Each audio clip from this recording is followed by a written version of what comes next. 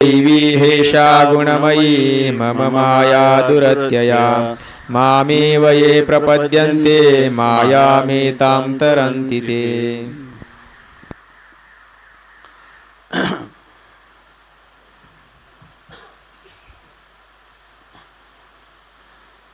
दैवी हेषा गुणमयी मम माया दुरत्यया मामेव ये प्रपद्यन्ते मायाम एतां तरन्ति ते। भगवान परमात्म्याने अर्जुनाला सांगितलं, तैसे भूतजात सर्व हे माझेची किरा अवयव परी माया योगे जीवदशे आले।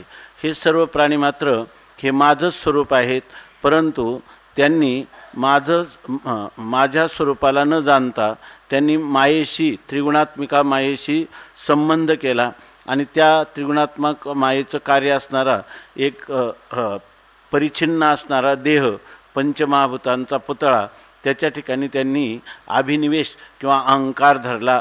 देह मी आहे असं म्हणायला लागले, म्हणजे मायेचा संबंध केल्यामुळं ते परिच्छिन्न देहादी प्रपंचाचा अभिमान धारण करण्यामुळं त्यांना जीव नाव प्राप्त झाले।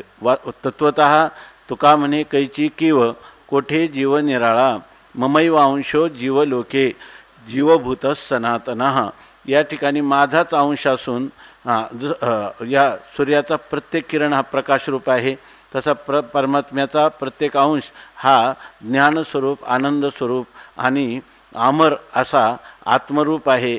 परंतु त्यांनी त्या माया योगे म्हणजे त्या मायेशी संबंध केला आणि त्यामुळे ते जीवदशेला प्राप्त झाले। म्हणून भगवान या ठिकाणी अगदी कंठ सद्गदित करून म्हणतात, म्हणून माझीची मी नव्हती माझीची मज नोळखती अहम ममता भ्रांती विषयांध झाले। या ठिकाणी हे सर्व प्राणी मात्र माझेच आहेत, माझं स्वरूप आणि त्यांचं स्वरूप एक आहे, परंतु ते मला जीव ब्रह्मैक्य ज्ञानाच्या अभावामुळं मीच त्यांचं वास्तव स्वरूप आहे, मी ते आहेत आणि ते मी आहेत असं आमच्या दोघांमध्ये असणारं मूलभूत ऐक्य सहज ऐक्य नित्यसिद्ध ऐक्य ते त्याला जाणत नाहीत आणि त्यामुळं ते लोक सच्चिदानंद घन अशा माझ्या स्वरूपाला विसरून जातात आणि आनंद ज्ञान अमरत्व हे बाहेर कुठंतरी शोधतात, कारण ते जन्मांध झालेले आहेत, म्हणजे या ठिकाणी आपलं विषयांध झालेले आहेत। शब्द स्पर्श रूप रस आणि गंध या पंचविषयाच्या भोगामध्ये ते निमग्न झाले। त्याचं कारण हे अज्ञान माझ्या स्वस्वरूपाचं अज्ञान आणि त्यामुळं त्यांना अशा प्रकारची दुर्दशा त्यांची प्राप्त झाली। साहजिकच अर्जुनाला शंका आली की जर असं असेल तर जीवाला पुन्हा आपल्या मूलभूत स्वरूपाकडे जाता येईल का, आणि ज्या विषयांच्या भोगामुळं त्या किंवा भोगाच्या इच्छेने ते जणू काही आंधळे झालेले आहेत। आंधळी ते तुका म्हणे संसारी जेही नाही हरी ओळखीला अशी त्यांची स्थिती झालेली आहे। तर त्यांना काही तरुणोपाय आहे की नाही, तो तरुणोपाय सांगत असताना भगवान एक गोष्ट सांगतात की तुष्यंत दुर्जन्याने की पहिल्यांदा खरोखरच ही माया तरुण जाणं अत्यंत कठीण गोष्ट आहे असं मायेचं काठिण्य वर्णन केलं, माया नदीचं रूपक केलं आणि जशी एखादी पुराणे ओसंडून वाहणारी नदी जसं तिचा उल्लंघन करणं किंवा तिच्या परतीरावर जाणं जसं कठीण आहे, त्याचप्रमाणे या ठिकाणी ह्या माया नदीतून तरुण जाणंही कठीण आहे असं भगवान सांगतात। परंतु कठीण असलं त्याच्यामध्ये कष्ट अधिक असले तरी ती गोष्ट अशक्यच आहे असं मात्र नाही, जीव मायेतून तरुण जाऊ शकतो। आणि भगवान अर्जुनाला आश्वासित करतात की असंही काही नको समजू की माया नदी दुस्तर आहे म्हणून या ठिकाणी आपण जाऊ की नाही परतीरावर, त्याचं एकदम सुगम सुलभ असं सर्वांना सोपं साधन भगवान या श्लोकामध्ये सांगतात की दैवी हेषा गुणमयी मम माया दुरत्यया। ही देवाची असणारी म्हणजे माझी असणारी ही जी माया आहे ही माया तरुण जाण्याला कठीण आहे, परंतु मायाम येतां तरंती ते मायाम येतां मायाम तरंती ते लोक मात्र या मायेमधून सहज तरुण जाऊ शकतात। कोणते? माम एव ए प्रपद्यन्ते, जे मला शरण येतात त्या शरण आलेल्या सगळ्या पुरुषांचं मी उद्धार करतो, किंवा त्यांना ही माया नदी ते सहज म्हणजे अनायास प्रयत्ना वाचून विशेष काही कष्ट न सोसता ते त्या मायेतून परतीरावर जाऊ शकतात असं सांगितलं. इथपर्यंत आपला विषय आला. आता या ठिकाणी आपलं चिंतन चालू आहे 98 ओवीचं. 98 ओवी अगोदर भगवंतानी इथं काय झालं आहे की आपल्याला कालच त्या सांगणे महाराजांनी सांगितलं की इथं हा जो श्लोक आहे ह्या श्लोकामध्ये फक्त असंच आले, येथं एकची आपली ओवी आहे, येथं एकची लीला तरले, जे सर्व भावे मज भजले, तया आईलीच थडिये सरले मायाजळ. तर हे जे का माऊलीने टीका लिहिली ह्या प्रस्तुत श्लोकावर, या श्लोकाचा एकदम जशीच्या तशी टीका सांगितली. ये माम एव प्रपद्यन्ते, जे मला शरण येतात. इथं म्हणतात सर्व भावे मज भजले, आणि ते येता मायाम तरंती, त्या ह्या मायेतून तरुण जातात. तर आईलीची थडिये सरले मायाजाळ. आणि त्याच्यात आणखीन एक शब्द दिला, येथे एकची लीला तरले. लीला म्हणजे सहज, म्हणजे त्यांना काही प्रयत्नाची फार पराकाष्ठा करावी लागली नाही, असा संपूर्ण श्लोकाचा अर्थ माऊलींनी ह्या ओवीमध्ये सांगितलेला आहे. परंतु पुढेही या श्लोकावर काही विवेचन केलेलं आहे. म्हणजे याचा अर्थ हा जो परमात्मा आहे त्याचं भजन करायचं आणि त्याने मायेतून तरुण जायचं. परंतु परमात्म्याच्या भजनाचं काय स्वरूप आहे, तर परमात्म्याचं भजन म्हणजे जोपर्यंत परमात्म्याचा साक्षात्कार होत नाही तोपर्यंत केलेलं भजन. म्हणजे केवळ परमात्मा आहे त्याची केलेली वैधी भक्ती आहे, त्या भक्तीनं तो प्राप्त होत नाही, तर तो प्राप्त होतो तो त्याच्या अनुरागात्मिका भक्तीनं. आणि त्या अनुरागात्मिका भक्ती जोपर्यंत अंतकरणात उदित झालेली नाही तोपर्यंत परमात्मा साक्षात्कार होत नाही. परमात्मा साक्षात्कार इथं नव्हतं म्हटलं, भगवंताचं भजन केलं, पण त्या भजनाचं स्वरूप काय आहे, पहिल्यांदा परमात्म्याचं काय स्वरूप आहे आणि परमात्म्याचा साक्षात्कार होईल कसा, याविषयी जर आपण विचार केला. त्या काशिकानंद स्वामींनी चिंतन सांगितलं की उत्तर प्रदेशामध्ये काही भौतिक जे विज्ञानाचे जाणकार म्हणजे शास्त्रज्ञ, भौतिक शास्त्रज्ञ, त्यांनी काय अध्यात्माची चर्चा ठेवली होती. आणि त्याच्यामध्ये त्यांनी सांगितलं ईश्वरवादाची स्थिती, तुम्ही सगळा वेद या ठिकाणी ईश्वराचं वर्णन करतो, ईश्वराचा महिमा वर्णन करतो, आणि ईश्वरच संपूर्ण जगताचं उत्पत्ती स्थिती लय करतो असं तुम्ही सांगतात. आणि सर्वात जीवनामध्ये ईश्वरवाद महत्त्वाचा आहे, ईश्वर सेवा महत्त्वाची आहे असं तुम्ही म्हणता. पण त्या ईश्वराचा आम्हाला कुठं, जसं आम्ही कोणतंही बाबा वाक्यम प्रमाणम म्हणत नाही, बाप दाखव नाही तर श्राद्ध कर असं आम्ही म्हणतो, त्याप्रमाणे त्या ईश्वराचा साक्षात्कार जर तुम्ही आम्हाला करून दिला तरच मग आम्ही या ठिकाणी ईश्वराची भक्ती करू. त्यांनी सांगितलं, ते जे विद्वान होते त्यांनी सांगितलं की हा विचार आपण नंतर करू, पण अगोदर एक करा की मला आता खूप भूक लागलेली आहे, पण किमान मला एक ग्लासभर दूध द्या, म्हणजे आपण ह्या चर्चेला प्रवृत्त होऊ. मग त्यांनी त्यांना एक दूध आणून दिलं आणि त्यांनी काय केलं, त्या दुधामध्ये खाली पाहून सारखं बोट घालायचे त्या दुधामध्ये आणि थोडं बोट हलवायचे. त्यांनी विचारलं, गुरुजी दूध तर थंडच आहे, त्यामुळं काय तुम्हाला घ्यायला हरकत नाही, तुम्ही दूध का घेत नाहीत? त्यांनी सांगितलं, काही नाही, मी त्याच्यामध्ये थोडा असं सांगतात की दुधापासूनच लोणी उत्पन्न होतं, मग त्या दुधामध्ये लोणी मी शोधत आहे, तर ते लोणी जर मला मिळालं तर पाहतो. तर त्यांना ते म्हणे, गुरुजी असं दुधातून लोणी मिळत नसतं, दुधातून लोणी तुम्हाला प्रत्यक्ष पाहिजे असेल तर ते दूध तापवावं लागतं, नंतर त्याच्यात विरजण टाकावं लागतं, नंतर त्याचं मंथन करावं लागतं आणि मग लोणी येतं. हां, म्हणजे आता तुमच्या प्रश्नाचं उत्तर माझ्या आत्ता लक्षात आलं असं त्यांनी सांगितलं. काय उत्तर लक्षात आलं की दुधामध्ये जरी लोणी असलं तसा हा परमात्मा सर्वत्र असला, पर मी नाही ऐसा ठाव उरलाशे कवन सर्वत्र संपूर्ण गगन जैसे, अशा प्रकारे परमात्मा सर्वत्र आहे. पण तो परमात्मा सुद्धा त्या परमात्म्याला तापवावं लागतं, त्याचं प्राप्ती करण्यासाठी तापावं लागतं, विरजण टाकावं लागतं, नंतर त्याचं मंथन करावं लागतं आणि मग तो हाताला येतो. हरी आला हाता आणि मग कैची भय चिंता, साठविला हरिजीही हृदय मंदिरी, त्याची सरली एरधार. त्याची, ज्यांनी हृदय मंदिरामध्ये हरी साठवला त्याची सरली एरधार झाला सफळ व्यापार. त्यांनी सांगितलं मग इकडं हे कसं लावायचं. त्यांनी सांगितलं इथंसुद्धा श्रुतीनं सांगितल्याप्रमाणे ज्या वेळेला मनुष्य आपल्या जीवनामध्ये मोक्षप्राप्तीसाठी परमात्मा प्राप्तीसाठी प्रयत्न करण्याला प्रवृत्त होतो तेव्हा त्याची पहिली पायरी आहे निष्काम कर्मयोग. निष्काम कर्मयोगामध्ये आपण जे वेदाने सांगितलं त्याच्या आज्ञेचं पालन करत असताना निषिद्धाचा त्याग करायला किती कष्ट झाले किंवा विहित गोष्टींचा प्राप्ती करण्यासाठी किती कष्ट झाले तरी ते त्यांनी सहन करायचे असतात आणि त्याच्यामध्येच तो तप्त होत असतो. ते त्याचं तप होतं.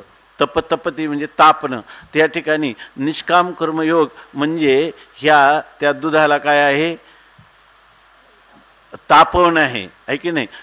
दुधाचं तापवणं म्हणजे तापवल्यानंतर त्या पदार्थामध्ये असणारे जे मालिन्य आहे ते मालिन्य निघून जातं. तर त्याच्यामध्ये तुम्हाला आपण पाणी तापवून पिलं म्हणजे काय आम्हाला त्रास होत नाही. पाणी गरम करून पिलं म्हणजे उकळलं म्हणजे याचा अर्थ त्या उकळण्याने त्याचे दोष जातात. तशा अंतःकरणात असणाऱ्या ज्या पापवासना आहेत त्या निष्काम कर्म रूपी तप आपण जर केलं तर त्याला तापवलं म्हणजे अंतःकरणाला तापवलं तर ते अंतःकरण निष्काम कर्मयोगाच्या द्वारा शुद्ध होतं. त्याच्यानंतर त्याला काय केलं पाहिजे विरजण टाकलं पाहिजे. आपण भगवंताची अनन्य भक्ती केली की तो परमात्मा तेच काय आहे त्या अंतःकरणामध्ये टाकलेलं विरजन आहे की ज्या विरजनामुळं अंतःकरण काय होतं स्थिर होतं. जसं विरजन टाकलं की ते पातळ असणारं दूध काय होतं दह्याच्या रूपाने घट्ट होतं. त्याप्रमाणे आपल्या अंतःकरणाची चंचलता जाऊन त्या ठिकाणी त्या अंतःकरणाला स्थिरता प्राप्त होते. ह्या दुधाचं काय आहे विरजन टाकणं आहे. आणि त्यानंतर श्रीगुरूंना शरण जाऊन त्या ठिकाणी आपल्या ठिकाणी असणारं जे आवरण आहे आत्मस्वरूपावरचे आभानापादक आणि असत्वापादक आवरण ते दूर करण्यासाठी श्रीगुरूंच्या चरणकमलाजवळ परोक्ष ज्ञान आणि अपरोक्ष ज्ञान करून त्या आवरणाचा भंग झाला म्हणजे काय होतं तुम्हाला त्या ठिकाणी लोणी प्राप्त होतं म्हणजे परमात्मा साक्षात्कार होतो. आणि तीच गोष्ट इथं पहिली याच्यामध्ये हे एक सूत्र आहे किंवा याच्यामध्ये ही एक प्रतिज्ञा आहे. कोणती की येथे एकच लीला तरले जे सर्व भावे मज भजले त्या आईलीचं थडी सरले मायाजळ. हे मायारूपी जळ जे आहे त्याला तिकडं जाण्याची गरजच नाही. परमात्म्याचा साक्षात्कार झाला की माया आणि माया कार्यच जर सिद्ध होत नाही तर त्याला आईल थडीत कुठे पैल थडीकडे जायचं आहे. इकडं आईल थडी नाही आणि पैल थडी नाही. जी मायारूपी नदी आहे तिचे दोन तट सांगता तुम्ही आणि एका तटावरून दुसऱ्या तटावर निघून जायचं. प्रवृत्तीरूपी तटावरून निवृत्तीरूपी तटावर निघून जायचं म्हणजे माया नदी तुम्ही तरून गेले. परंतु या ठिकाणी मायाच नाही तर आईलीचं थडी अलीकडच्याच तीरावर हे मायारूपी जळ सिद्ध होत नाही. काल आपण सांगितलं मृगजळाचं केवढे तळं असलं तर ज्या माणसाला कळलं हे मृगजळ आहे त्याला तरून जाण्यासाठी काय करावं लागतं. तो सरळ म्हणणार मृगजळाची तळी ती दिठी दुरुणीची निहाळी. या ठिकाणी मृगजळाचं केवढंही मोठं तळं असलं ते दुरून फक्त दृष्टीला दिसण्या इतकंच आहे. प्रतिती मात्र आहे. त्याच्या ठिकाणी त्या पाण्याने कुठं साळी केळी पिकायला कुठं पाट काढायचे असतात का आणि त्या पाण्यातून तरून जाण्यासाठी काही नावेची आवश्यकता आहे का सांगड पाहिजे का त्याच्यासाठी पोहण्याचे श्रम घ्यायला पाहिजे का काहीच करण्याची गरज नाही. त्याच्याविषयीचा मिथ्यात्व निश्चय झाला काहीच त्याच्यातून तरुण जाणं आहे. माया आणि माया कार्य मिथ्या आहे म्हटलं का ना माया कार्य ना अलीकडचा तट ना पलीकडचा तट अशा प्रकारची स्थिती आहे. म्हणून या ठिकाणी म्हणतात त्या आईलीचं थडी सरले मायाजळ. आता ह्या परमात्म्याची प्राप्ती करणं म्हणजे काय तर ह्या परमात्म्याची प्राप्ती करणं म्हणजे हे तीन जे आहेत ना तापणं विरजन घालणं आणि मंथन करणं. मंथन केल्याशिवाय त्या ठिकाणी लोणी येत नाही. तसं या ठिकाणी आत्मानात्मविवेक हे मंथन आहे. या भगवंताची अनन्य भक्ती करणं हे त्याचं विरजन आहे. आणि या ठिकाणी निष्काम कर्मयोगाचं आचरण करणं हे म्हणजे त्या ठिकाणी दूध तापवणं आहे. अशा प्रकारचं जे आम्ही म्हणतो का त्या आईलीचं थडी आहे त्या ठिकाणी ईश्वराचं भजन म्हणजे काय आहे हे सगळं ईश्वराचं भजन आहे.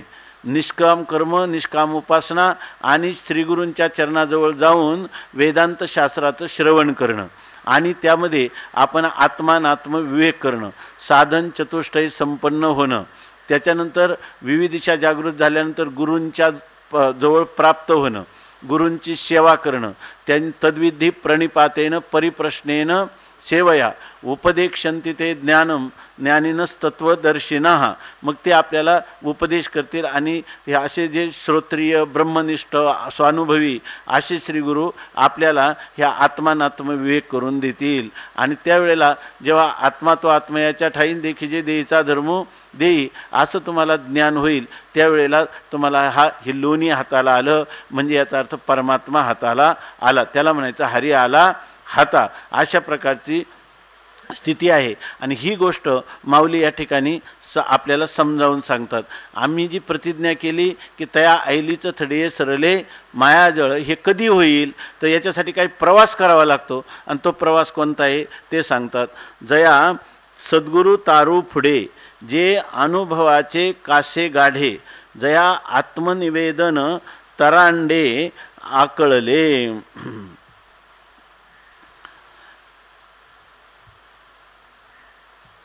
ज्याला ह्या संसार नदीतून तरुण जायचं आहे, त्याचा आरंभ कसा, त्याने केलेली जी ईश्वर भक्ती आहे त्या भक्तीमुळं काय झालं तर माझ्या विठोबाचा कैचा प्रेमभाव आपणची देव होय गुरु, किंवा ऐशी कर्मे साम्य दशा जेथ होय विरेशा तेथ सद्गुरू आपैसा भेटेचे गा. तर या ठिकाणी त्यांनी केलेल्या अनंत जन्माची जी पुण्याई, ती पुण्याई भगवंताची केलेली सेवा आणि त्या सेवेपासून उत्पन्न झालेलं पुण्य, ते जेव्हा फलद्रूप होण्याचा क्षण जवळ येतो त्यावेळेला त्याला सद्गुरू रूपी तारू म्हणजे सद्गुरू रूपी नावाडी त्याच्या जीवनामध्ये भेटतात. आणि ते कधी पुढे म्हणजे अत्यंत स्पष्ट रीतीनं त्याला आत्मबोध करण्यात अत्यंत चतुर असणारे श्रोत्रिय शास्त्रज्ञानी आणि पुन्हा त्या ठिकाणी ब्रह्मनिष्ठ. आणि एवढंच नाही तर म्हणतात अनुभवाचे कासे गाढे, त्यांनी अनुभवाची गाढ अशा प्रकारची कास कसलेली आहे. म्हणजे अनुभवाने त्याला काय म्हणतो आपण, अनुभवाची कास ती त्यांनी कसली आहे म्हणजे बळकट केलेली आहे. म्हणजे त्यांच्याजवळ स्वानुभूतीचं बळ आहे. तुकाराम महाराज म्हणतात ना, तुका म्हणे चाखोनी सांगे मजा अनुभव आहे अंगे, अनुभवे आले अंगा ते या जगात देतसे. हे आम्ही जे सांगतो हे केवळ सांगोवांगी नाही किंवा शास्त्राच्या वचनाचा अनुवाद नाही, तर हा गे माझा अनुभव भक्तिभाव भाग्याचा. तुकोबाराय म्हणतात की हा आमचा अनुभव आहे. तेव्हा ज्याला सद्गुरू हे पुढे तारू म्हणजे चांगल्या प्रकाराने याला तारून नेण्यात निष्णात असणारे श्रीगुरू, आणि ती श्रीगुरू पुन्हा काय आहेत, अनुभवाची बळकट कास घातलेले अशा प्रकारचे. आपण ना कास कसली म्हणजे कंबर कसली म्हणजे कटिबद्ध झाला म्हणजे सज्ज झाला की आता काही झालं तरी यांचा उद्धार करणारच अशा प्रकारच्या अनुभवाची का मी ह्या अनुभवापर्यंत ज्या रीतीनं आलो त्याच साधनाच्या द्वारा शिष्याला देखील ह्या सिद्धावस्थेपर्यंत पोचवायचं. म्हणून त्याने अनुभवाची गाढी कास म्हणजे कटिबद्ध झालेला आहे, कंबर कसलेले आहे. आणि ज्या पुरुषाच्या जीवनामध्ये आत्मनिवेदन तरांडे आकळले. आणि पुन्हा काय, आता ही काय गुरु किती अधिकारी असेल परंतु शिष्यसुद्धा तिथं कसा असला पाहिजे की तो या ठिकाणी श्रीगुरूंच्या जवळ जाऊन केवळ हे शाब्दिक ज्ञान संपादन करून त्याचं कल्याण होईल असं नाही. त्याच्या अधिकारातली महत्त्वाची गोष्ट आहे की त्याने आपल्या व्यक्तिमत्वाचं पूर्ण समर्पण त्यांच्या ठिकाणी केलेलं असलं पाहिजे.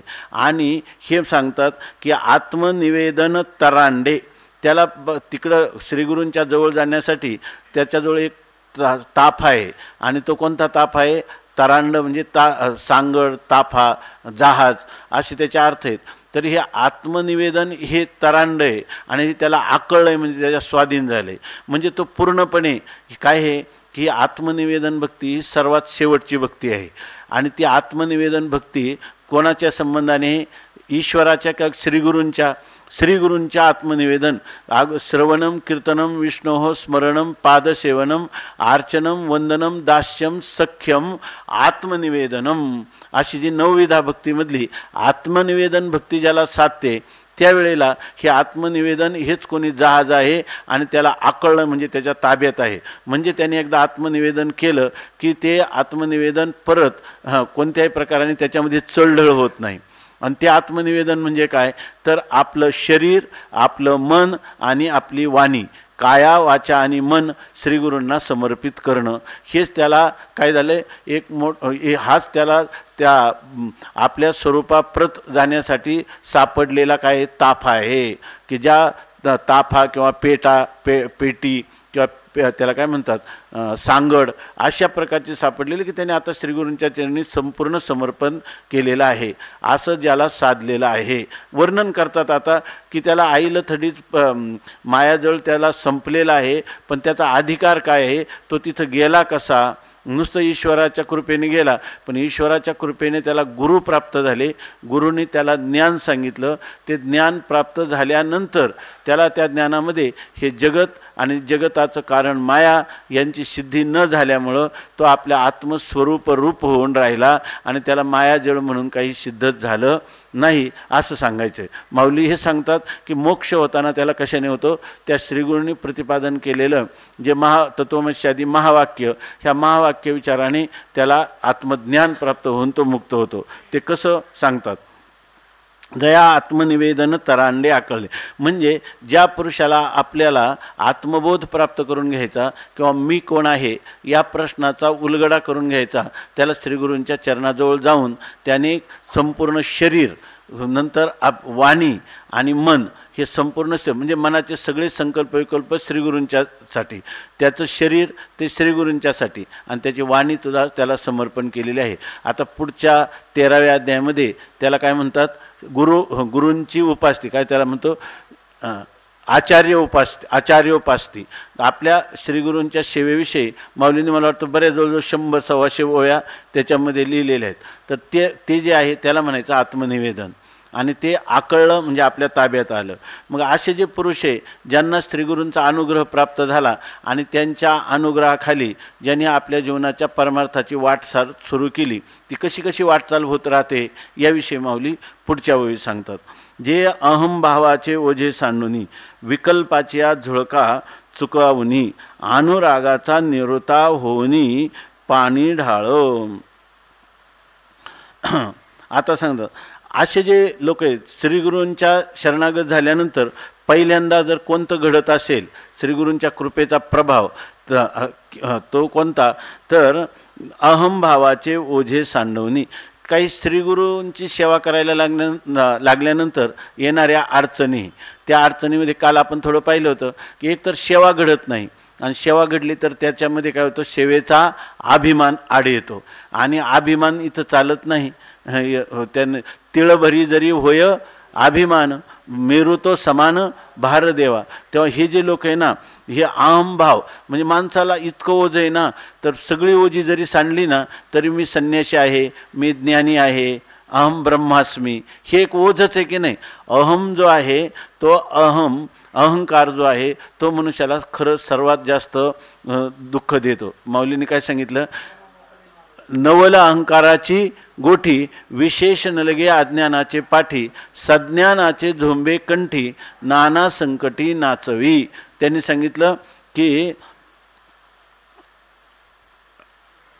हे अहंकाराचं एक असं आश्चर्य आहे का जे अज्ञानी लोक आहे ना ते लगेच त्याला जर म्हणलं ना तुझं चुकलं तर तो म्हणतो हो चुकलं, मला काही कळत नाही असं म्हणतो. तो एखाद्या वेळेला अहंकार सोडतो. पण हा ज्ञानी पुरुष जो आहे ना, तर तो आपला स्वतः त्या ज्ञानासाठी केलेले श्रम, केलेली गुरुसेवा, केलेलं शास्त्राध्ययन यामुळं हा अहंकार लवकर जात नाही. त्या नाथ महाराजांनी लिहिलं, मिठे पाणी समुद्रातूनच मिळतं आणि मोती पण काय होतं, समुद्रातूनच तयार होतात. परंतु ते मीठ जर समुद्रात टाकलं तर पुन्हा विरून जातं की नाही, पण मोती विरून जातो का, नाही. मग तो समुद्रात गेलेलं मीठ समुद्ररूप होतं की नाही.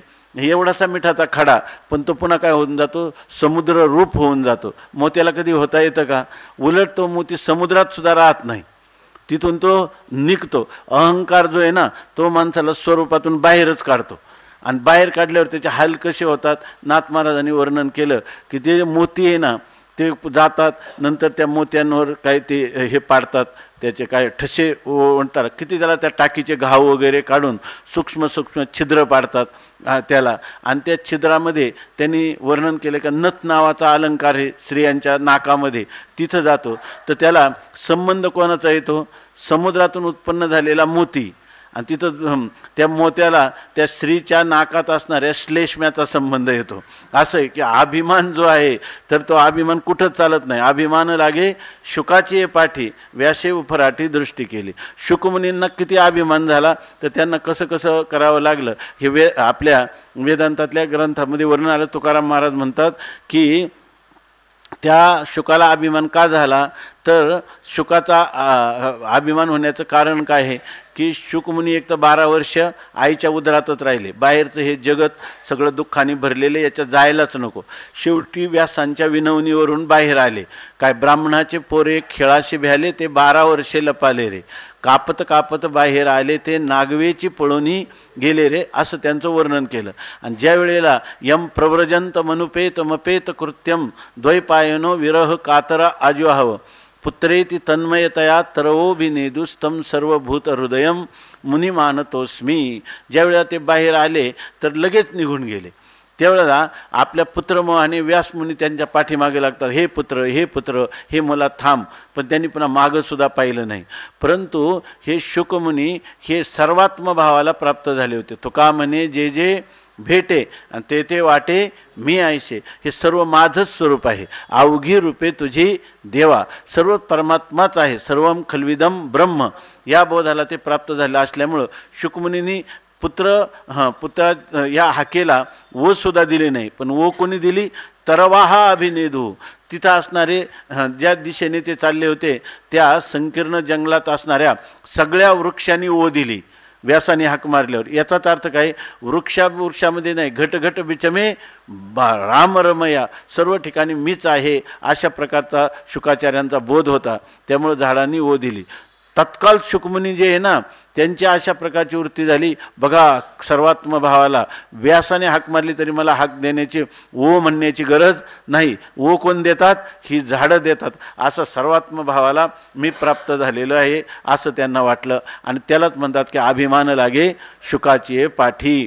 त्याला अभिमान निर्माण झाला आणि त्या अभिमानाची निवड जाऊन या त्याने साधिली समाधी. तुका म्हणे तधी होतो आम्ही. तुकाराम महाराज म्हणतात त्यांनी जेव्हा जे जे झाले अवतार तुका त्याचे बरोबर, त्यावेळेलाही आम्ही होतोच असं म्हणतात.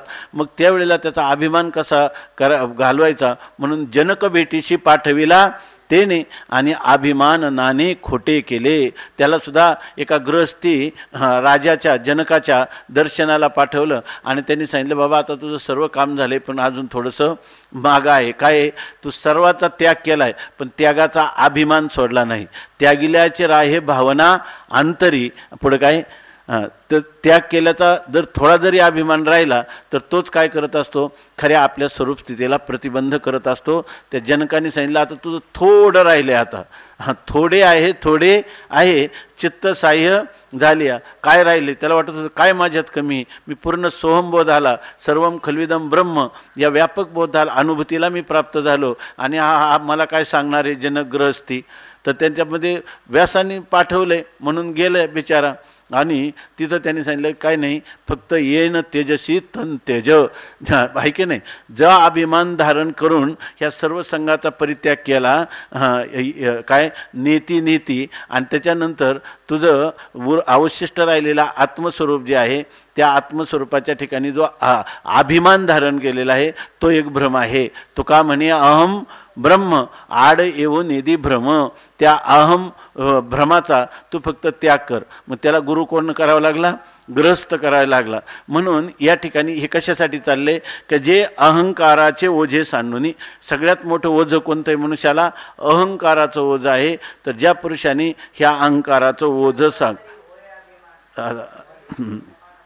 जे अहमभावाचे ओझे सांडून ज्यांनी ह्या अहंकाराचं ओझं टाकून दिलेलं आहे. एकदम परवा सांगितलं ना, त्यांनी सांगितलं तू इकडचा टेबलवरचा ग्लास तू इथं आणला आणि परत का ठेवून दिला, चुकलं महाराज, आहे की नाही. तो काय म्हटला नाही, तुम्ही सांगितलं, वास्तविक सांगितलं होतं मालकानीच.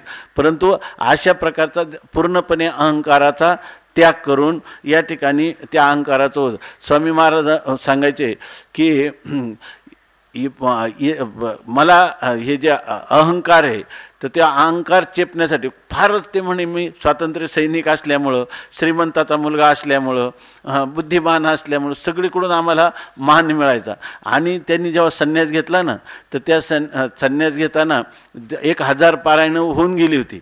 आणि तिथं तेव्हा आले की काय ती ओवी आहे त्यांची, मी कोणी ऐशी नो हवी शेचे लोका, जगे अवज्ञाची करावी, संबंधी सोय न धरावी, आईशी आईशी जीवी चाड बहु. ही जेव्हा ओवी आली ना की आपल्या कोणी संबंधी लोकांनी हा माझा आहे असं म्हणूच नाही. आपल्याला जे काही लोक मान्यता देतात ती होऊच नाही. आणि ते म्हटले की काही जगी अवज्ञाची करावी, सगळ्या जगाने आपला अवमान करावा, आपली आज्ञा कोणीही मानू नये, अप्रतिहत आज्ञा करण्याला समर्थ अशी आपली जी प्रतिमा आहे ती कधीच राहू नये. आणि पुन्हा संबंधी सोयची न धरावी, एकाही संबंधीला हा माझा आहे हा आमचा आहे असं वाटू नये. अशी त्याच्या चिंतामध्ये आचार्योपास्ती सांगताना सांगितलं ना, हे नाही अमानित्व सांगताना सांगितलं की अशा प्रकारची त्याच्या अंतःकरणात फार उत्कट अभिलाषा असते. आणि ह्या ओवीच्या याच्यावर स्वामी महाराज तसेच आजानोक्षा खालून निघून गेले गरुडेश्वरला आणि मग तिथं संन्यास घेतला.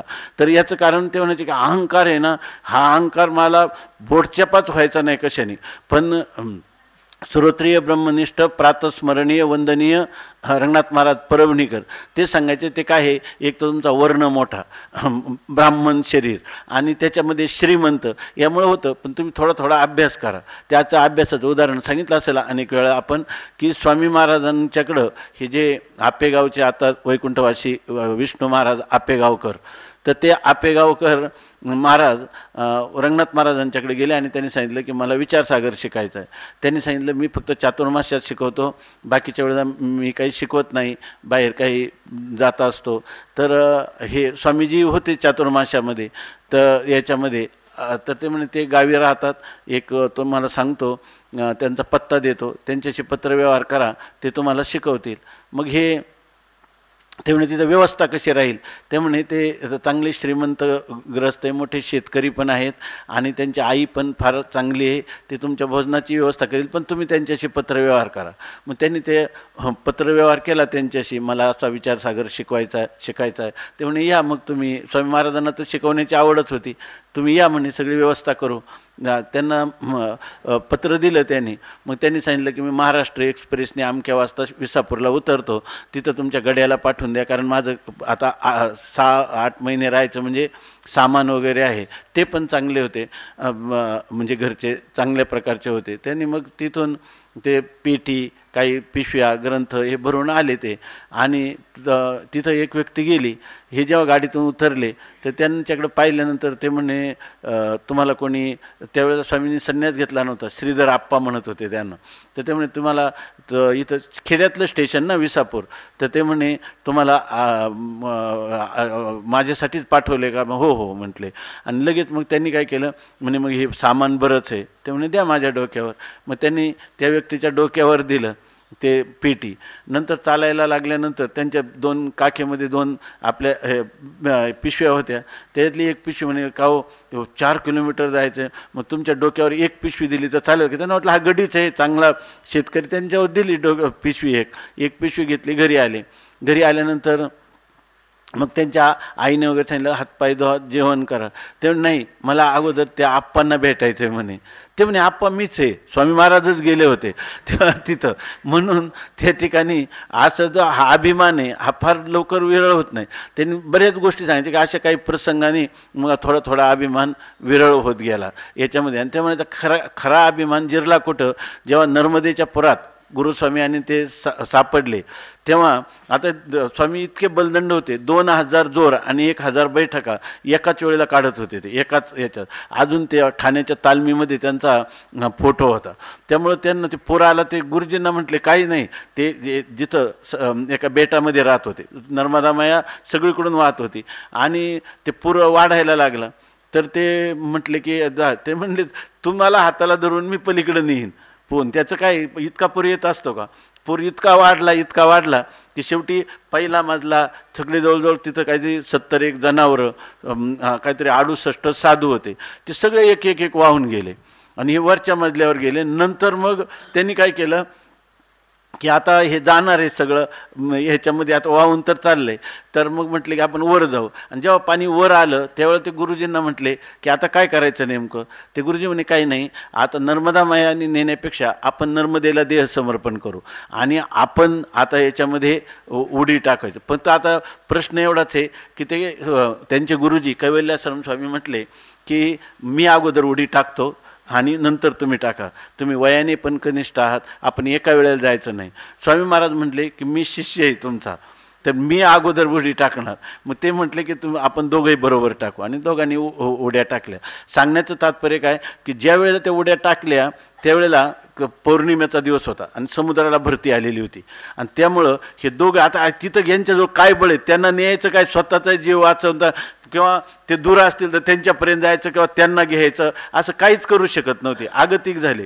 नंतर ते जेव्हा शुद्धीवर आले त्यावेळेला काय झालं, काही लोकांनी त्यात भरतीमुळं पाहिलं आणि मग हे दोघं बरोबरच तरंगत होते बेशुद्ध अवस्थेत. मग त्यांना बाजूला काढलं त्यांनी ओढून ते कडेला आल्यामुळं आणि मग त्यांना बाहेर काढलं, ते फिरवलं वगैरे, हॉस्पिटलला नेलं, ते शुद्धीवर आले. आणि शुद्धीवर आल्यानंतर मग ते म्हणायला लागले, ते म्हणे ते गुरुजी त्यांना म्हटले की स्वामीजी तुम्ही मला धरून बरोबर ठेवलं, आपण दोघं बरोबर कसं आलो, एवढ्या मोठ्या पुरामध्ये एकाच ठिकाणी आपण कसे काय आलो, तुम्ही काय केलं होतं. ते म्हणे मलाच माहीत नाही मी काय करत होतो, हे बेशुद्ध आणि ते बेशुद्ध. तेव्हा ते म्हणले की माझा अभिमान खरा जिरवला नर्मदा मैयानी, की त्यावेळेला मला हे कळलं की हे काय आपलं काम नाही, आपलं मनोबल, शरीरबल, बुद्धिबल किती असलं तरी ते राहत नाही. म्हणून या ठिकाणी म्हणतात की अहमभावाचे ओझे सांडून. सगळ्यात मोठं ओझं जीवनामध्ये कोणतं असेल तर हम कुछ है, तर त्या अहंकाराचं ओझं ज्यांनी टाकून दिलेले. श्रीगुरूंच्या पुढं ज्यांनी आपला अभिमान काय केला आहे, समर्पण केलेला आहे. समर्पण करणं म्हणजे काय, अहंकाराचं समर्पण म्हणजे स्वामी महाराजांच्या भाषेत सर्पण, त्याचं सर्पण करणं. ते म्हणायचे समर्पण शब्दाचा अर्थ आहे सर्पण करणं, म्हणजे काहीच न राहणं, आम्ही कोणीच नाही अशा.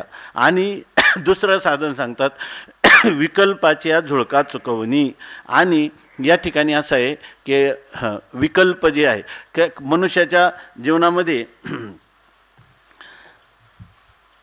अहंकाराचा त्याग करून जरी श्रीगुरु सेवेमध्ये प्रवृत्त झाला तरीसुद्धा ते स्वामी महाराज म्हणायचे त्या गुरुला झोपेत पाहावं, त्याच्या स्वप्नाचे प्रकार पाहावं, जागृतीत त्याचा आचार पाहावं आणि नंतरच त्या श्रीगुरूच्या चरणी समर्पित व्हावं. आता असं आहे की आपण जेव्हा देहधारी असणाऱ्या गुरुच्या जवळ जातो त्यावेळेला पूर्णपणे श्रद्धा होणं हे फार कठीण आहे. सर्व अध्यात्म जीवनात सर्वामध्ये मानवी गुरुवर श्रद्धा होणं हे सर्वात मोठं कठीण काम आहे. म्हणून इथं काय सांगितलं की त्याच्याविषयी काही ना काही विकल्प येतात. स्वामी विवेकानंदांचं आपण अनेक वेळा सांगितलं असेल की स्वामी विवेकानंद रामकृष्ण परमहंस देव जे ह्या कालीमातेचे साक्षात्कारी आणि ज्यांनी विवेकानंदांना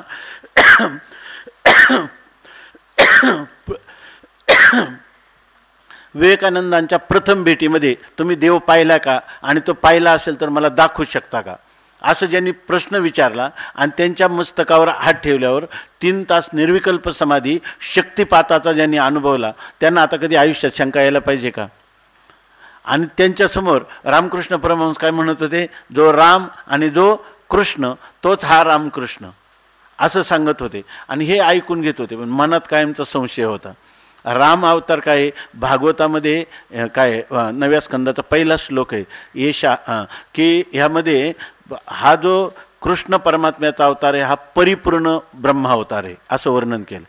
परिपूर्ण येशा हा तू असं काहीतरी, म्हणजे याचा अर्थ हाच अवतार परिपूर्ण आहे असं नाही, राम अवतार सुद्धा परिपूर्ण आहे. म्हणून कोणता एक अभंग आहे नामदेवरायाचा कोणाचा, पूर्ण अवतार रामकृष्ण, असं पूर्ण अवतार आहे.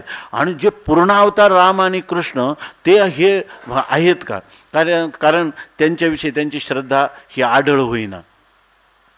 तरीसुद्धा ते कसं तरी तग धरून त्यांनी ती श्रद्धा जतन करण्याचा प्रयत्न केला.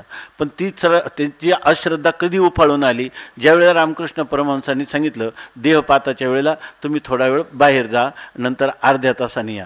कारण त्यांना जे हे घशाचा कॅन्सर होता आणि त्यामुळे त्यांना असह्य वेदना होत होत्या. तेव्हा ह्या तरुण मुलांच्या समोर नको म्हणून त्यांनी त्यांना सांगितलं की तुम्ही थोडे बाहेर जा.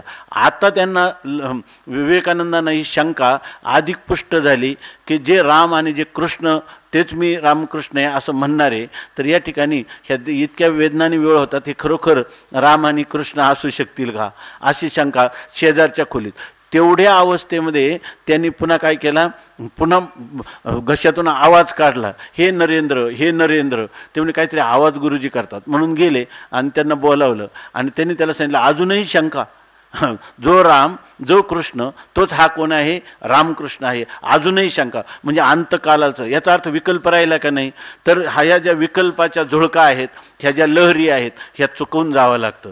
म्हणजे त्याच्याविषयी अनन्य निष्ठा आपल्या अंतकरणात असली पाहिजे. म्हणून म्हणतात की अहंभावाचे ओझे सांडूनी विकल्पाची या झुळका चुकावणी, अनुरागाचा निरुताव होऊनी पाणी ढाळो. किती एक एक गोष्ट आहे ज्ञानेश्वरीमध्ये ज्या गोष्टी सांगितल्या, ज्या त्याला काय म्हणतो, ज्या दार्ढ्याने त्या सांगितलेल्या आहेत, त्या जर आपल्या लक्षात आल्या तर जीवनामध्ये अनेक प्रकारचे प्रकरण ग्रंथ आणि अनेक प्रकारचे पुराण स्मृती ग्रंथ किंवा उपनिषद इत्यादी कशाचाच आश्रय घेण्याची गरज नाही. कारण त्याचं सार सर्वस्व जे आहे ना, ते इतक्या प्रभावी भाषेत माऊलींनी सांगितलेलं आहे. एक एकच आहे, एक एक चरण जरी आपण पाहिलं, एक पद पाहिलं, तर याच्यामध्ये दोन गोष्टी किती महत्त्वाच्या सांगितल्या. अहंकाराचे ओझे सांडूनी, विकल्पाचा झुळका चुकावणी, आणि पुन्हा सांगतात अनुरागाचा निरुताव होणी पाणी ढाळो. आणि त्याच्यानंतर सांगतात अनुराग. अनुराग म्हणजे प्रेम. प्रेम म्हणजे कोणाविषयी, श्रीगुरूंविषयी असणारं प्रेम. त्या प्रेमाचा निरुता म्हणजे खरा म्हणजे त्याच्यामध्ये कोणत्याही प्रकारचा संशय किंवा विपर्यय नाही, अशा प्रकारचं खरं जे अनुराग प्रेम, त्याचं काय व्हायचं, पाणी ढाळ व्हायचं. म्हणजे त्या पाण्याचा उतार व्हायचा. पण तो उतार कसा व्हायचा, निरुता, खराच उतार व्हायचा. म्हणजे काय, पाण्याचा उतार व्हायचा म्हणजे काय, खरा पाण्याचा उतार होणं म्हणजे काय, तर काय हे माऊलीच सांगतात, खालारा धावे पाणी. पाणी कुठं जातं, खालच्या दिशेने. तसं याच्या अंतकरणातील प्रेममय उत्पन्न झालेली प्रत्येक वृत्ती विषय कोणाला करते, परमात्मा आपलं श्रीगुरूंनाच करते. याला म्हणतात की अनुरागाचा, म्हणजे श्रीगुरूंवर आत्यंतिक प्रेम त्याचं असलं पाहिजे, त्याच्या सम कोणावर नाही आणि त्याच्यापेक्षा अधिकही कोणावर नाही. याला म्हणतात निरतिशय प्रेम. तर तो अनुरागाचा म्हणजे श्रीगुरू असणाऱ्या प्रेमाचा निरुता म्हणजे खरा, म्हणजे त्याच्यामध्ये कोणत्याही प्रकारचा आडंबर नाही, दंभ नाही, किंवा त्याच्या अंतकरणामध्ये अहंभाव नाही. अशा प्रकारचा स्वाभाविक प्रेम, प्रत्येक अंतकरणाची उत्पन्न झालेली प्रेममय वृत्ती ही कोणाला आश्रय करते, फक्त श्रीगुरूंचाच स्वरूपाला आश्रय करते किंवा सेवेचा आश्रय करते. ठीक आहे ना. जया ऐक्याची या उतारा, बोधाचा जोडला तार. हे भाग्य जसं जसं उदय होईल तसं तसं हे तया आईलीचं थडिये सरले माया जळ. हे स्पष्टीकरण चाललं की नाही, हे केलेलं सूत्र आहे. आणि या सूत्राचं जिथं काय चाललेलं हे भाष्य चाललेलं काय, सूत्रार्थो वर्ण्यते यत्र पदही सूत्रानुसारी भी स्वपदानीच वर्णनते भाष्यम भाष्य विधो. माऊलीने आपल्या स्वपदाचं हे भाष्य चाललेलं आहे. आपण युजलेली पदं आहेत ना, की कोणती, येथे एकची लीला तरले, ह्या पदांचं भाष्य ते कसे तरले हे कोण सांगतात, माऊलीच सांगतात या ठिकाणी. मग ऐक्याची या उतारा, बोधाचा जोडला तारा, मग निवृत्तीच्या पैल तेरा झेपावले. जे असे जे पुरुष आहेत, आता तुम्ही सांगा, त्यांनी पूर्वी निष्काम कर्म केले, निष्काम उपासना केली, श्रीगुरूंची प्राप्ती झाली, तीच ईश्वर कृपेची काय आहे, फलीभूतता आहे. आणि त्याच्यानंतर श्रीगुरूंच्या ठिकाणी एवढं समर्पण झालं. तर असे जे पुरुष आहेत, हे पुरुष जे आहेत ते प्रवृत्ती लक्षणात्मक धर्माचा काय काय विचार करत असतील. ज्या प्रवृत्ती लक्षणात्मक धर्म काय सांगतो, इह लोकातलं सुख किंवा परलोकातलं सुख, याचा येतो अभ्युदय निःश्रेयस सिद्धी, या ठिकाणी त्यात इहलोकातलं सुख आणि परलोकातलं सुख. जो खरा मुमुक्षु आहे, जो श्रीगुरूंच्या सेवेमध्ये प्रवृत्त झाला आहे, त्याला इहलोकातलं कोणतं सुख अपेक्षित असेल? सगळं ऐहिकीचे का पारत्रीचे भोग पायिक झाल्या इच्छेचे, परी भोगावे हे न रुचे मना माझी. त्याला ह्या कोणताही भोग आवडत नाही, पारत्रिक पण आवडत नाही. म्हणून या ठिकाणी सांगतात हे कधी होतं, कशामुळं होतं तर ऐक्याच्या उतारा बोधाचा जोडला तारा. हे जरी आपल्याला नुसते शब्द माहीत असले किंवा नुसते भाव माहीत असले किंवा त्याचं तात्पर्य माहीत असलं किंवा त्यातली प्रक्रिया माहीत असले, एका अंगाने कोणतंही असलं तरी ज्ञानेश्वरीचं चिंतन होणार नाही. हे सगळे एकत्रित करून पाहिले पाहिजे. आपल्या शरद महाराजांच्या भाषेत काय झालं पाहिजे, ह्या वयाचा अर्थ आपल्याला दिसला पाहिजे, आहे की नाही, दिसला पाहिजे. असं जर दिसलं तर ज्ञानोबारायांनी किती थोडक्यात अगदी ज्याला आपण म्हणतो ना घागर में सागर, अशाच प्रकारचा हा विषय आहे. 210 ओव्यामध्ये 7व्या अध्यायामध्ये किती सांगितले याच्यामध्ये. ओव्या 210 म्हणजे काहीच नाही. 5व्या अध्यायामध्ये 180 ओव्या आहेत, पण त्याच्यात सांगितलं किती.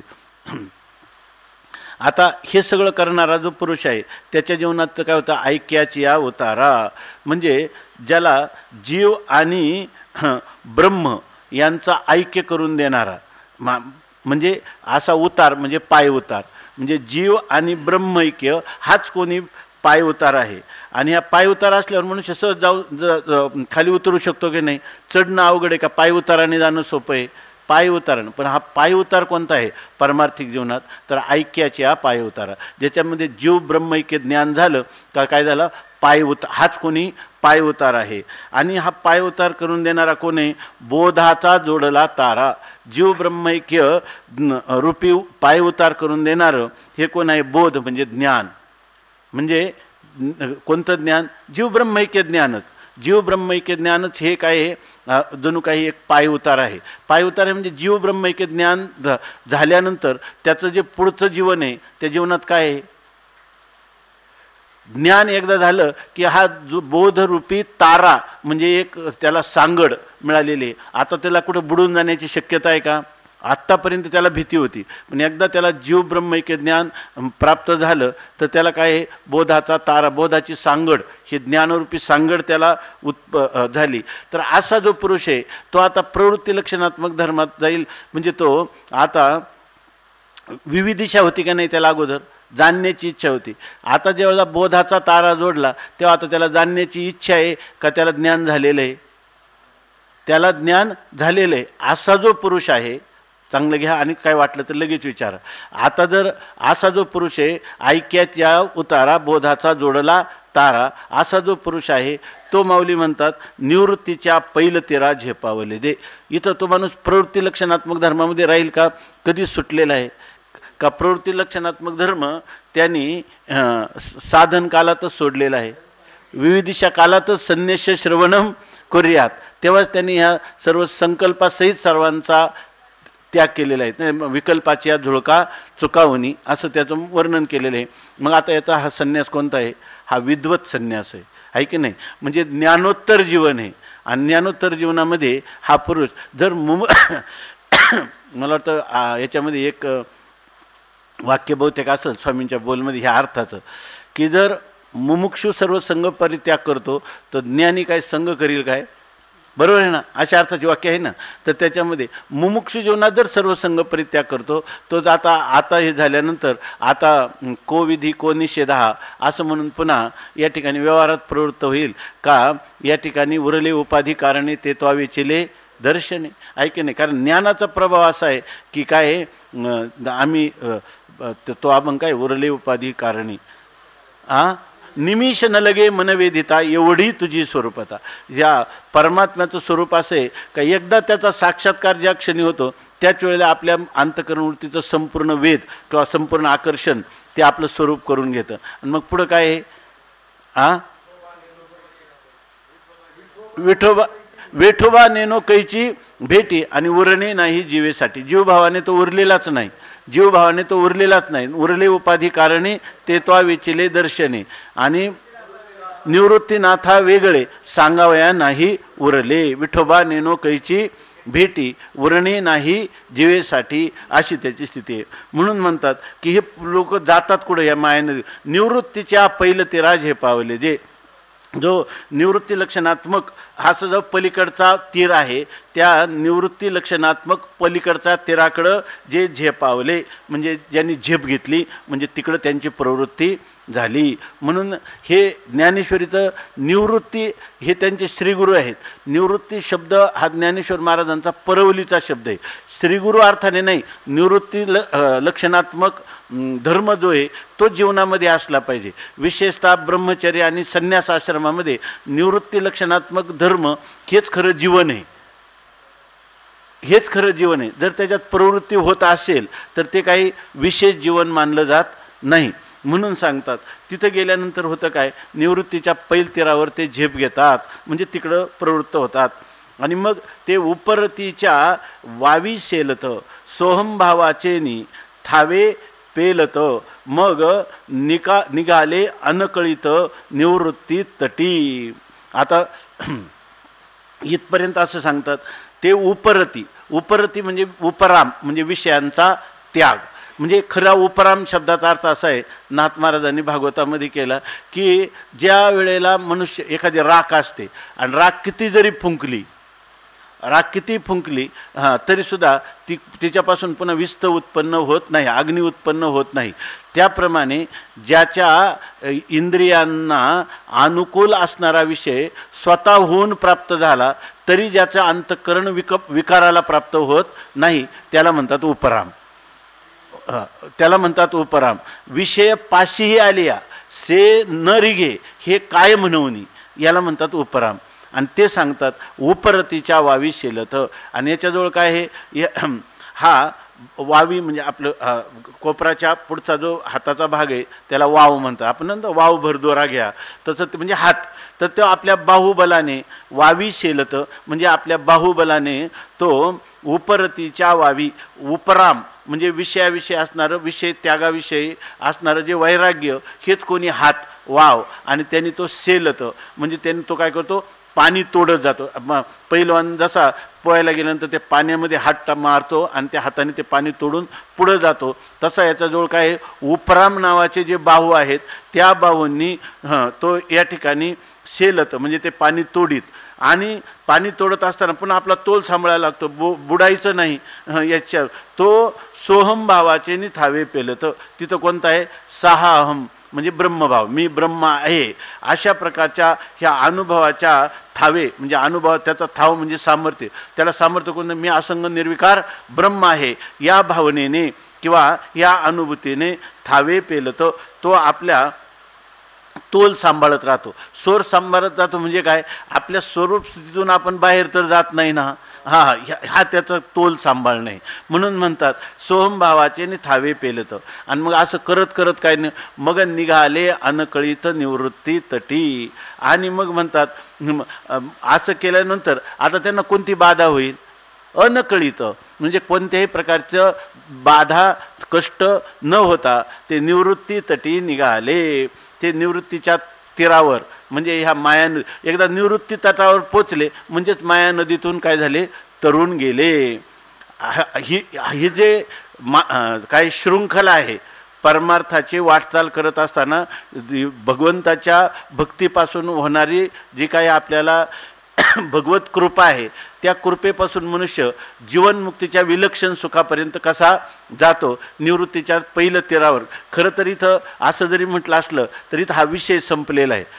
याचं नेऊन कुठे घालायचं, निवृत्तीच्या पलीकडच्या तटावर पोचले म्हणजे काय, यालाच म्हणायचं प्रवृत्ती निवृत्तीचे आठवणिया भाग. आणि उतरिले चांग रसायन ज्ञानाग्नी हुताशी कडसिले ओझा आत्मसिद्धी काजा लागोनिया. ब्रह्मी ब्रह्मरस सिद्ध झाला पाक आणि घेतला रुचक प्रतितिमुखी. हे जीवनमुक्तीच्या विलक्षण सुखाचा भोग घेणं हे त्या निवृत्तीच्या पहिलं तेरा झेपावले जे, असं सांगतात.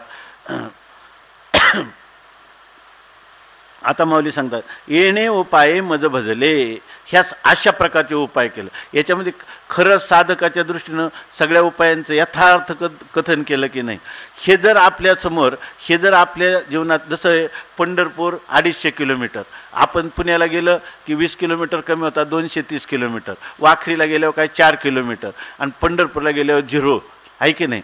तसं हे ज्ञानोबारायांच्या ओव्या हे माइलस्टोन आहे अध्यात्म जीवनाचे सगळे, ह्या ओव्या म्हणजे, आहे की नाही. ह्या रीतीनं प्रवास केला तर तुम्हाला कशाला स्वतः उत्थान परता उत्थान होईल, आणि काही संशय तरी कशाला राहील, आणि विपरीत भावना तरी कशाला होतील.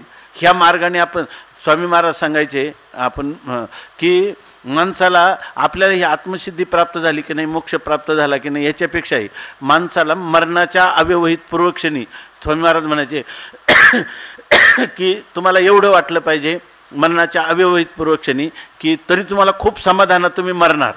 कधी की मी प्रामाणिक प्रयत्न केला, मोक्षसिद्धीपर्यंत जाण्यासाठी जो शास्त्र, गुरु, संतांनी सांगितलेले जे मार्ग आहे त्या चोखळण्याचा मी जीवापाड प्रयत्न केला. ही वृत्तीसुद्धा तुम्हाला भरपूर सुखावणार आहे किंवा समाधान देणार आहे. निघाले अनकळीत निवृत्ती तटी, येणे उपाये मज भजले, ते हे माझी माया तरले, परी आईशे भक्त विपायले बहुवस नाही. म्हणतात अशा येणे उपाय, येणे उपाय म्हणजे मी आता वर जे उपाय सांगितले त्या उपायाने भगवान म्हणतात जे माझं भजन ज्यांनी केलं, भजन म्हणजे सेवा, भज सेवायाम. ह्या सेवेमध्ये काय काय आलं बरं महत्त्वाच्या गोष्टी, निष्काम कर्मयोग, उपासना निष्काम आणि ज्ञानयोग, हे तिन्ही आले. आता म्हणजे तिन्ही आले म्हणजे तिन्ही एकाच वेळी आले का क्रमयोगाने आले. इथं कर्मयोग सांगितलं का समसमुच्चय सांगितला का क्रमसमुच्चय, नाही तर इथं पुन्हा व्हायचं की मग असं बघा काय झालं. तर येणे उपाये मज भजले, ह्या उपायाने ज्यांनी माझं भजन किंवा भक्ती केली ते हे माझी माया तरले, ते हे माझ्या मायेतून तरून गेले. हा आयशे बघ, काही लोक आहे ना बघ काय म्हणतात, येणे उपाये मज भजले. भज शब्दाचा अर्थ केवळ सगुण उपासना किंवा निर्गुण उपासना एवढाच करतात. इथं हा भजन शब्द, सेवा शब्द आहे ना, इतक्या व्यापक अर्थाने आलेला आहे का संपूर्ण क्रमयोगाची साधनं, याला म्हणायचं देवाचं भजन. निष्काम कर्म करणं हे देवाचं भजन नाही का. तया सर्वात्मका ईश्वरा मज स्वकर्म कुसुमांची वेरा, पूजा केलिया होय अपारा, तोशा लागे, ती पूजा नाही का. आणि भगवंताचं आपल्या इष्ट देवतेच्या रूपाने ध्यान वगैरे करणं ही पूजा नाही काय, ही भक्ती नाही का. आणि श्रीगुरूंची सेवा करणं ही भक्ती नाही का. आणि श्रवण करणं ही भक्ती नाही का. मनन करणं भक्ती नाही का. का हीच भक्ती आहे का एकापेक्षा एक अंतरंग भक्ती आहेत, एकापेक्षा अंतरंग हे भजन आहे. म्हणून ते येणे उपाये मज भजले, ह्या उपायांनी ज्यांनी माझं भजन सेवा केली, भक्ती केली, ते हे माझी माया तरले, ते ह्या माझ्या मायेतून तरून गेले. पण इथं भगवान काय सांगतात, मग असे किती लोक मायेतून तरण्याचा उपाय सांगितला की नाही. ते म्हणे की ह्या कालच आपण पाहिलं, एकोत्तऱ्याच्या वाढी जळते आगी घाली तेवढी ते अनायासे सोगडी सांडिती केवी. जर काय सावकाराचे 100 रुपये, सावकार 1 रुपया व्याजाच्या लोभाने 100 रुपये देतो, उद्या बुडण्याची शक्यता आहे का नाही.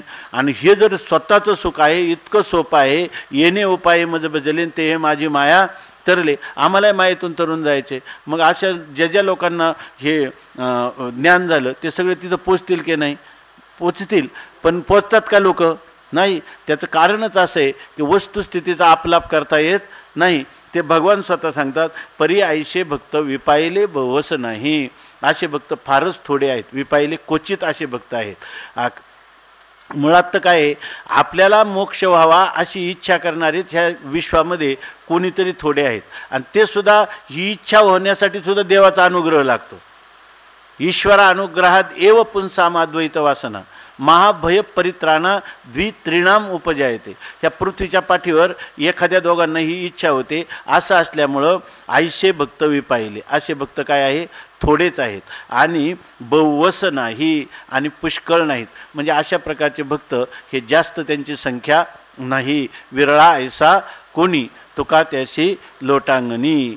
मग ते लोक ज्या माझ्या भक्तीच्या द्वारा मायात राहतात, पण ते लोक माझी भक्ती करत नाही. कारण का, आणि त्यामुळे मला प्राप्त होत नाही, याचं कारण काय आहे ते पुढच्या श्लोकात सांगतात.